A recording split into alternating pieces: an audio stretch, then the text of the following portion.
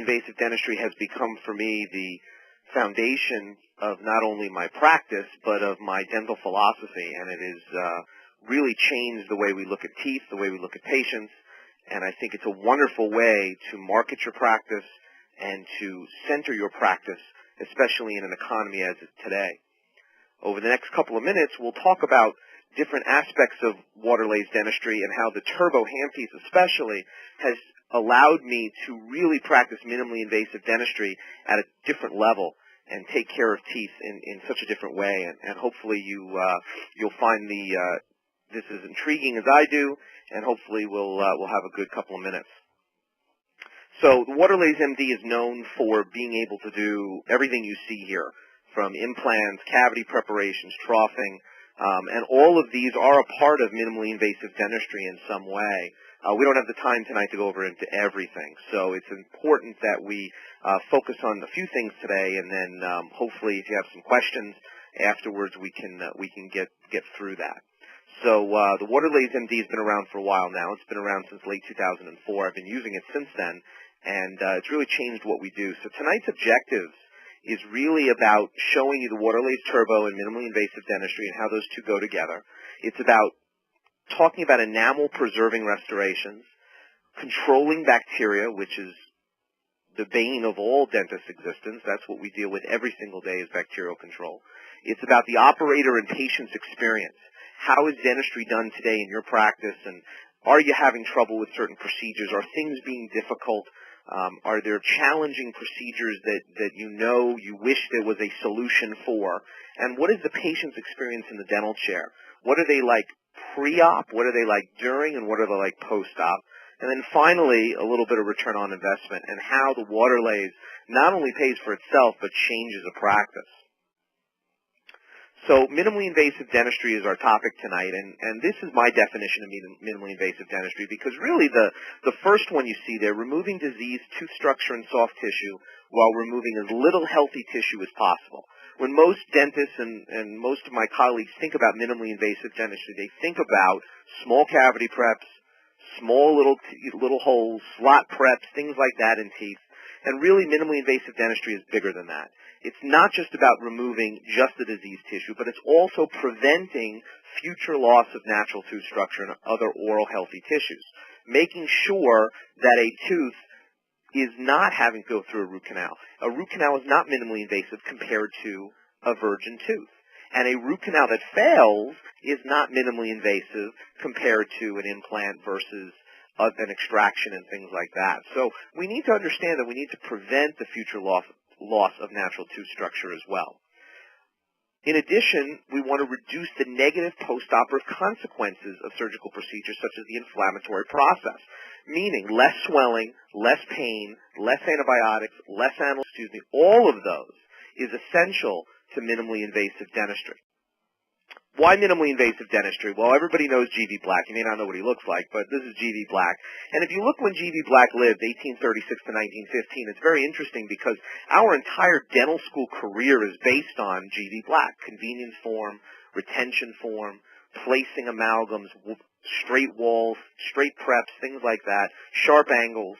And what's interesting is when he lived. He lived in 1836 through 1915. And what's interesting about that is that's also when the Civil War is. So it's a long time ago, and dental schools today are still basing their curriculum on G.V. Black and amalgam-type preparations, and we need to change that because that is not congruent with what we know today about conserving tooth structure. So why minimally invasive dentistry? Well, do you want to do Civil War dentistry, or do you want to do what I call stealth dentistry, 1990, 2000, 2001, new millennium dentistry? Adhesive dentistry, composites, porcelain, things like that in restorative dentistry that is changing the way we deal with teeth.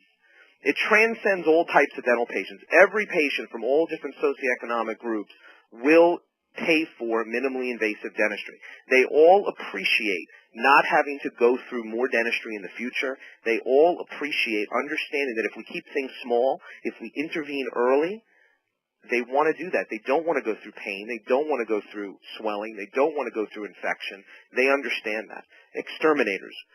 every day, more and more research comes out talking about bugs and bacteria and understanding the systemic effects of dental problems. We know there are correlations between systemic diseases and mouth problems, such as periodontal disease, such as caries. We understand that when an infection occurs in the bone, that there is a potential to make it systemic. And so if we can kill bugs, if we can destroy bacteria, if we can prevent infections from occurring, that is essential to true minimally invasive dentistry, and it's what we want to do now. I tell my colleagues, and when I present on lasers across the country, I always talk about the story where OBGYNs are now asking me to clear patients periodontally prior to going into their second trimester because there is a correlation between periodontal disease and low birth weights and premature labor. So if we can, premature delivery, so if we can prevent bugs from happening or at least kill them and keep them under control, that is going to be very important.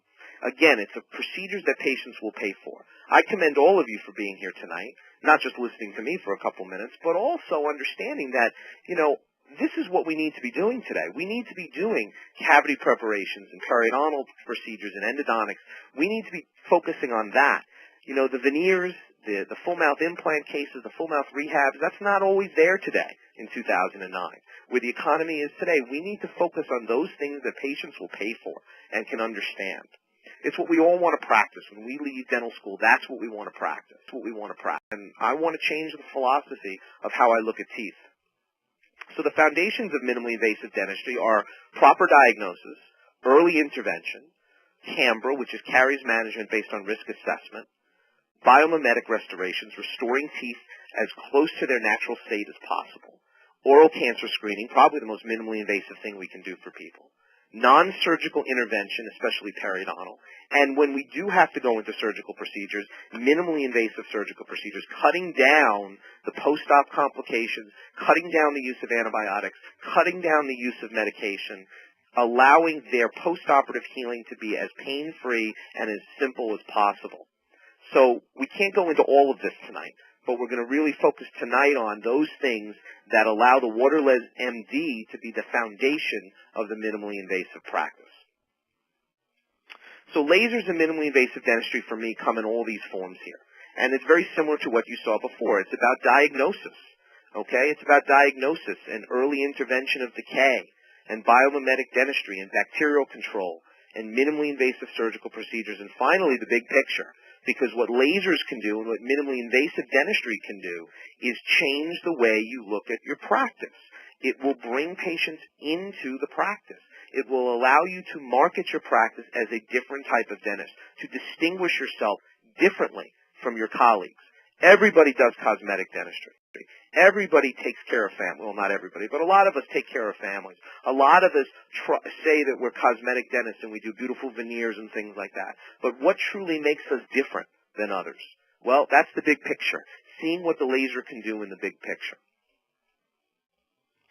So this is my mission statement. This is my mission statement that's in my office. This is what I go by, and that is that the tooth is not just enamel, dentin, and pulp. It is a fascinating architectural wonder. Not only are there multiple layers, but areas within these layers that serve a different purpose. And what I mean by that is that the importance of conserving tooth structure. And the laser allows us to do that. And this is if you haven't read this article, I beg you all to read it, because once you read it, you will never, ever, ever look at teeth the same way again. Conventional cavity designs, and this is by Dr. Milicic, who is one of the founding members and founding fathers of minimally invasive dentistry. And this article really, truly shows you that each tooth is a living, breathing wonder. It's a living, breathing entity that allows us to take stress of the mouth and bring it in different ways. And conventional cavity designs, as they say, are disharmonious with the tooth's natural mechanical stress distribution system.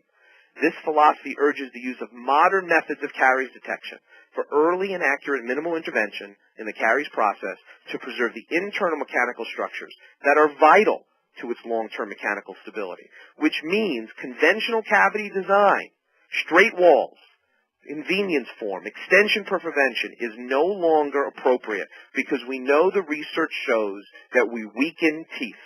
And if we can keep our cavity preparations or restorations small when we go in there and get there early, that's going to help us. So the essential tooth areas, according to this article, are really three things. Obviously the pulp, which is down here. We want to keep teeth alive. We want to keep teeth alive. That's minimally invasive. But the peripheral rim of enamel, that rim of enamel, which is the stress-bearing areas, and when that is destroyed, you weaken the tooth exponentially in its ability to take stress. And then finally the DEJ, and it turns out that the DEJ is a 200 micron wide area that's a stress breaker.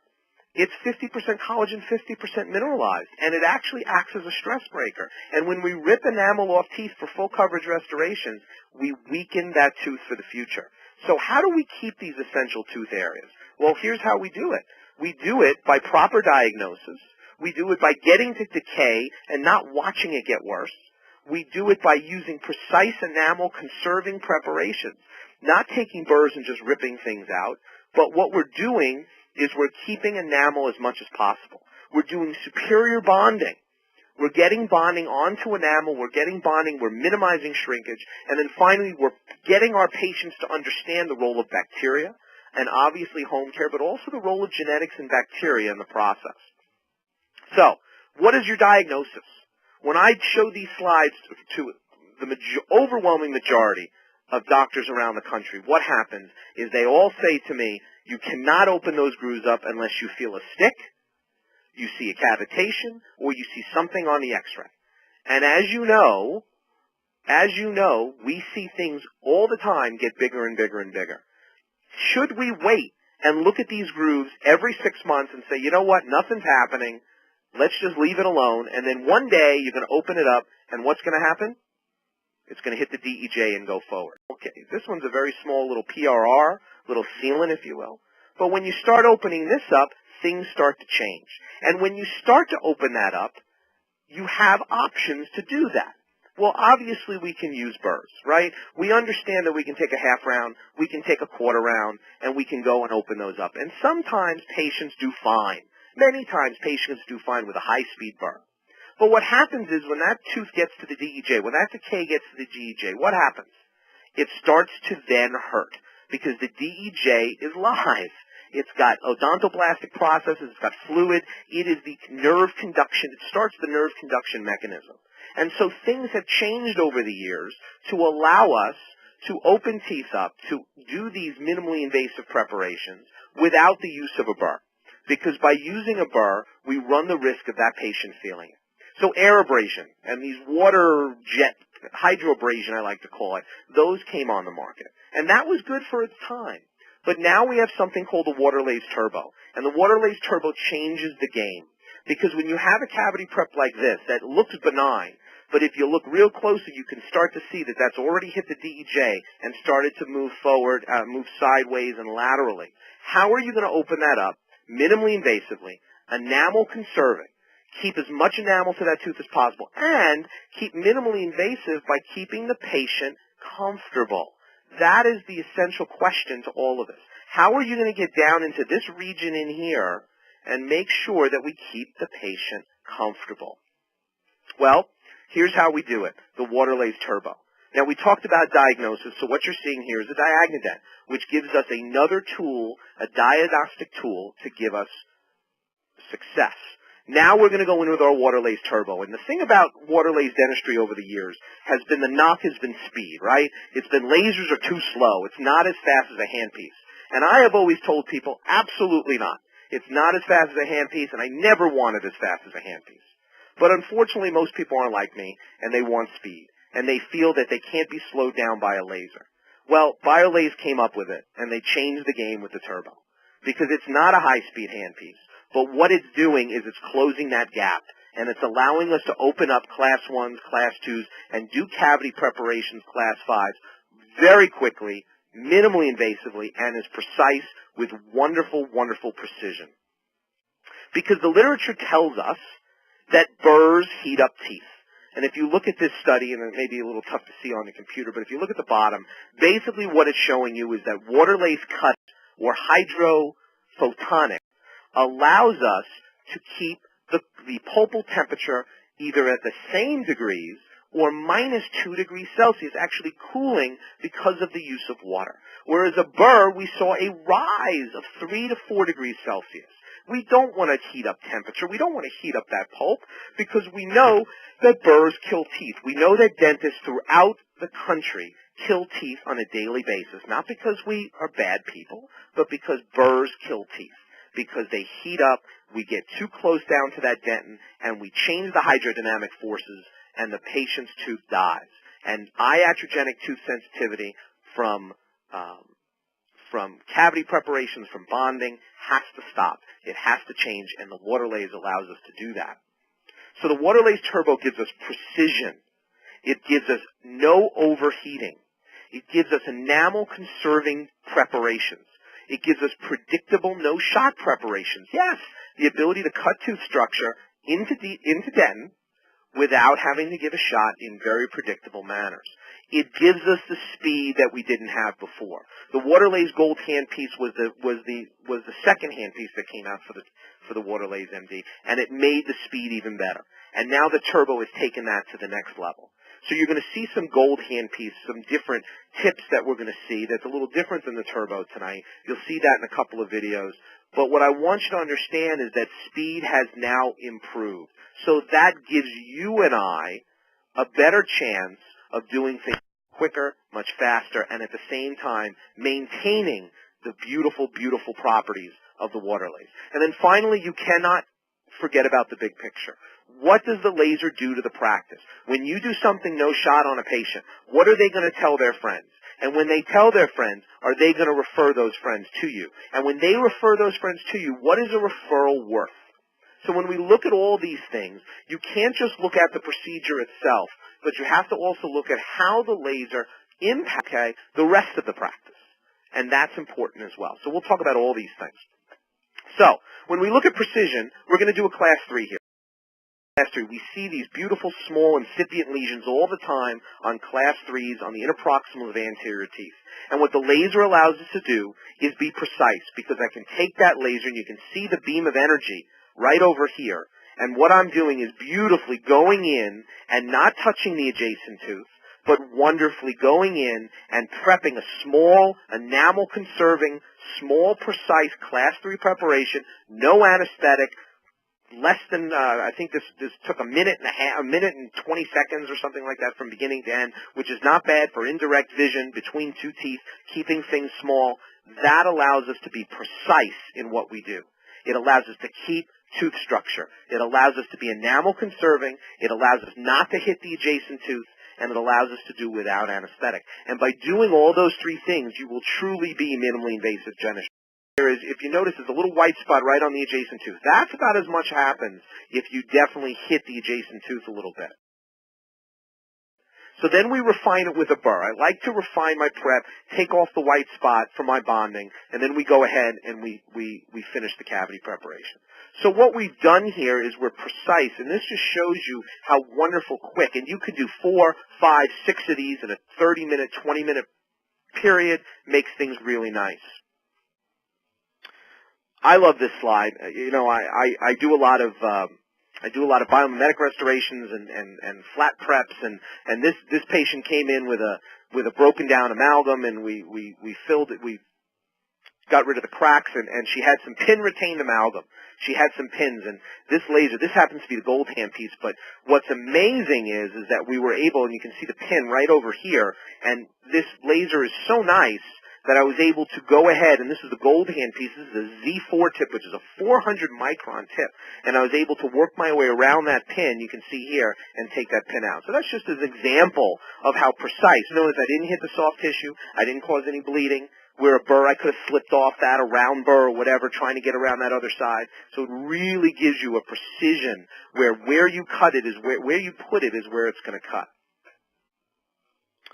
So we talked about precision, and this is really about enamel conserving preparations. Here's the Waterlase Turbo in a class 1, and this is the bane of all of past laser users, and you know, oh my God, the class 1 with 14 different grooves on the one tooth really was a slow process. And what the Waterlase Turbo has is it's changed the cutting speed 60%, 80% faster, whatever you want to call it. It has changed the game, and it has allowed us to do these multiple groove teeth very quickly, very efficiently, no worry about anesthetic, and allows us to cut these teeth and get those grooves open, seal them up, get rid of the bacteria, and be as minimally invasive as possible.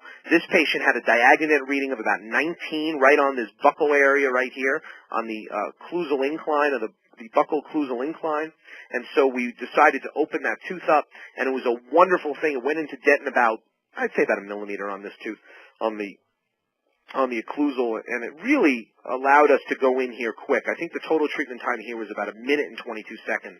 And if you can do this in 1 minute and 22 seconds and seal it up with no anesthetic, put the diagonal on, show the patients this is what the number is, we've got to do it, and then go ahead and say, look, we can do this, we don't have to get you numb, let's go. It changes the game.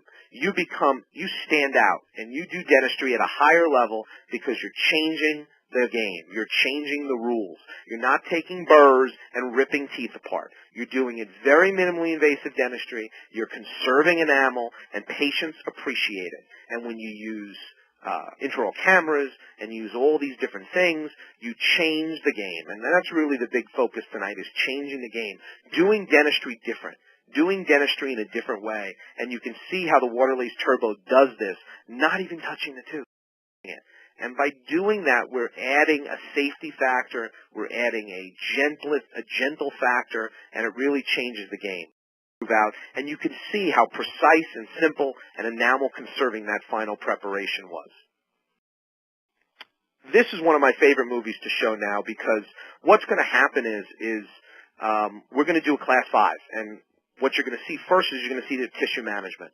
The worst thing you can do is start prepping into that and then get bleeding. And I'm not a big bleeding fan, and with laser dentistry I get very little bleeding when I do these things, because what I'm trying to do is manage my tissue before I start. And the Waterlase Turbo allows me to do not only hard tissue management, but soft tissue management. And to do a Class 5 like this without a shot is going to be much more predictable, much faster than doing it with a shot. Now you're saying, wait a minute, how does that work? Because if I had to do topical, if I had to do a shot, if I had to do an injection and then stop and wait a couple of minutes and then come back, by the time you're sitting down, ready to start, I've already completed the preparation. I've completed the tissue management, and I'm ready to bond. And it changes the game, and it allows us to be minimally invasive, because the thing about these Class 5 restorations is they have a very high C factor. When you put bonding on these, the bonding shrinks off that prep, and it has a good chance of coming out. So you've really got to be minimally invasive. You've got to be really careful with what you're doing. And if you get any contamination at all, it's going to add to the lower predictability of it. So keep in mind that we're really working hard here, and you can see how nice and wonderful this becomes. So we've done our tissue management. Look how pristine and simple and easy that is. And now we're going to switch to the hard tissue mode, and we're going to get a nice, clean preparation design, and then we can go to our bonding. So we're going to move on, and you'll be able to watch those videos in its entirety at another date. Here's a Class 2 restoration, and I labeled this the big picture, because if you don't understand how this laser can impact the practice, this is a slide that can do that. Because what this is showing is a Class 2, a simple filling, a small incipient lesion, but it allows us to do without a shot.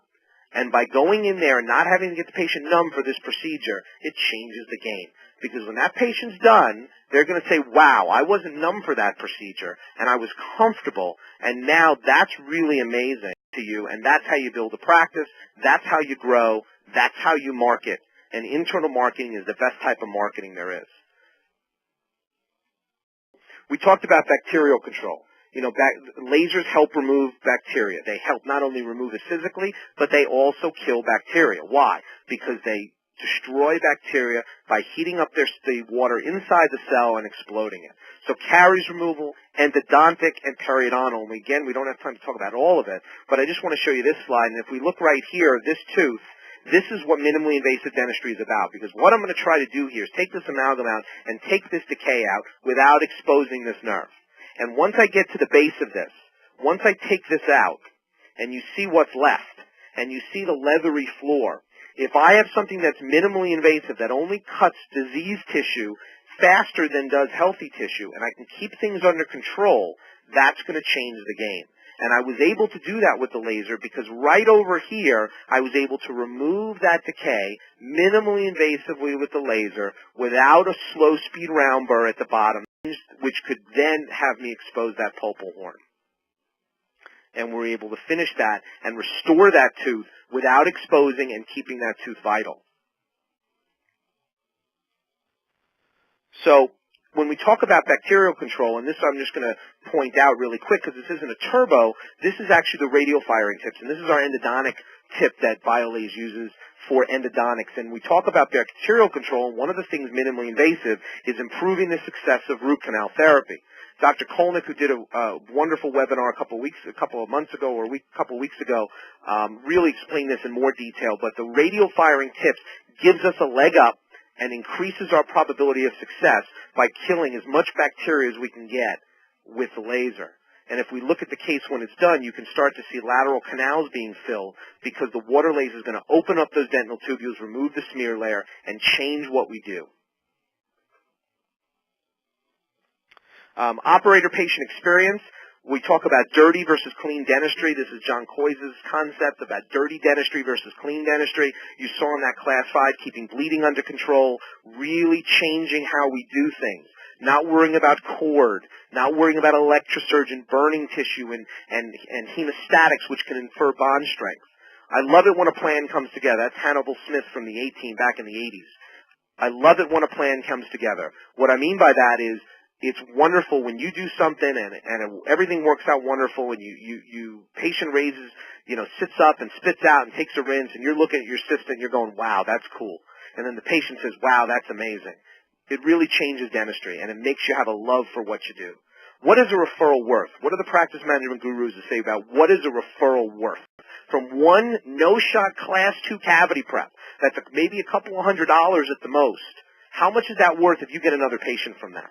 That's what the laser can do. Face wraps versus pain-free. I look at this and I laugh because when I mean face wraps, I mean you can do everything. You could do sedation dentistry in your practice. You can do dental spa. You can put cucumbers over their eyelids. Whatever you want to do is fine. But what is a patient really going to appreciate? They're going to appreciate a foot massage or they're going to appreciate living pain-free? That's what I'm banking on. I'm banking on pain-free dentistry. I'm banking on minimally invasive dentistry, less pain, less swelling. We talked about minimally invasive surgical procedures. The Waterlase cuts bone. The Waterlase Turbo, Waterlase Gold handpiece touches bone. Why does it do that? Because it does the same mechanism as it does with enamel and dentin, and we can do a crown lengthening like this. There's a temporary, and then 2 weeks later we can put in this with no open flap, surgical procedures, no swelling, no pain, no suturing. So again, the big picture. Obviously, direct production. The ability to do things minimally invasive dentistry, increasing your class 1s, class 5s because things are going to be much easier, much better, crown lengthenings, endodontic procedures, biopsies, things that you never did or never thought you were going to do. Then you have the indirect production. What is a referral worth? What is indirect marketing worth? Those are the kinds of things that the laser affects as well. And also the onion effect. What is the onion effect? Well, I call it the onion effect because what happens is that it's like a layering, like an onion. It's got layers. And it seems what happens is that the laser starts building on one another. Because what happens is the patient has a little procedure, then they go to a next procedure, then they go to a next procedure, and they start having these procedures more and more, and they start feeling more comfortable with dentistry. And when they feel more comfortable with dentistry and with you, it changes their game. It doesn't just change our game, it changes their game. So the big picture, direct, new procedures, new philosophy, better diagnosis, and an increased patient's acceptance all leads to more production. The indirect, my new philosophy, because when I produce a minimally invasive philosophy, it reverberates around the whole dental office, through the hygiene, through the staff, through the front desk. Everybody's talking about it. Minimally invasive dentistry is being talked about throughout the practice. A change in attitude. When you change your attitude and when you change your hygienist attitude, when you change your front desk attitude, things change for the positive. Love the one you're with. Love your patients and let your patients love you. And then finally, patient compliance. Is a patient going to have not come back because you had sensitivity under a filling or because you hurt them or because they needed a root canal when the tooth didn't hurt to start? those kinds of things are going to start to change, and patients are going to start using your services even more.